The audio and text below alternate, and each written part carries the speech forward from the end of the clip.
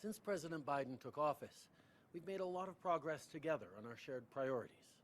Our work continues this week, and it will continue in March, when we'll host President Biden in Canada. Here in Mexico City, he and I talked about many important issues, including borders and transportation.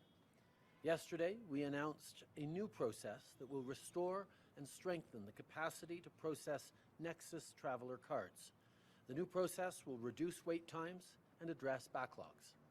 The Nexus program generates billions in economic activity and supports local communities on both sides of the border. Making sure this process is as efficient as possible is beneficial to both Canada and the United States. President Biden and I also talked about security issues around the world. On sait qu'on a un rôle important à jouer. We also denounced the Iranian regime's continued attacks on the brave women, students, and people of Iran who want to live their lives free from persecution. President Biden and I also discussed Putin's brutal invasion of Ukraine. We continue to be there to support Ukrainians as they defend themselves. Yesterday, we announced that Canada is purchasing a national advanced surface-to-air missile system from the United States to donate to Ukraine.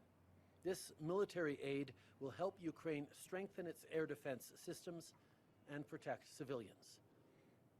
Russia's war is tragic and devastating for Ukraine, and it also has impacts around the world on energy and food security, as well as on supply chains.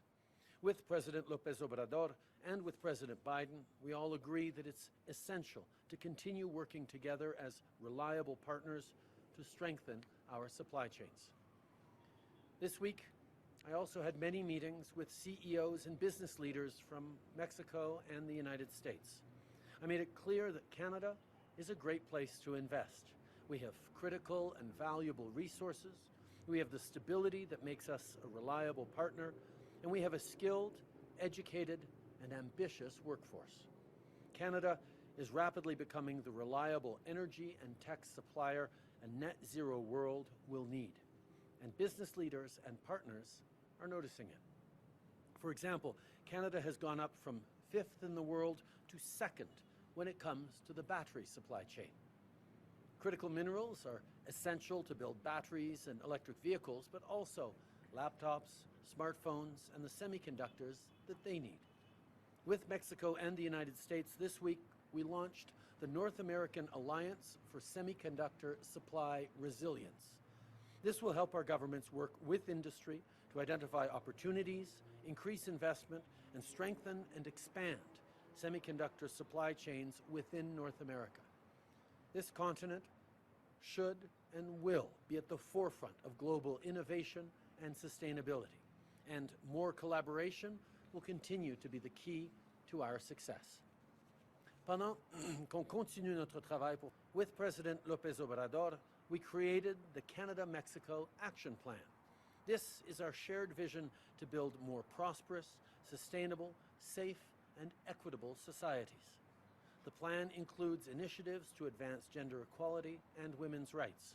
We're also modernizing cooperation between our two countries on Indigenous issues. Our countries signed a memorandum of understanding that will move us both forward on reconciliation and the empowerment of Indigenous peoples.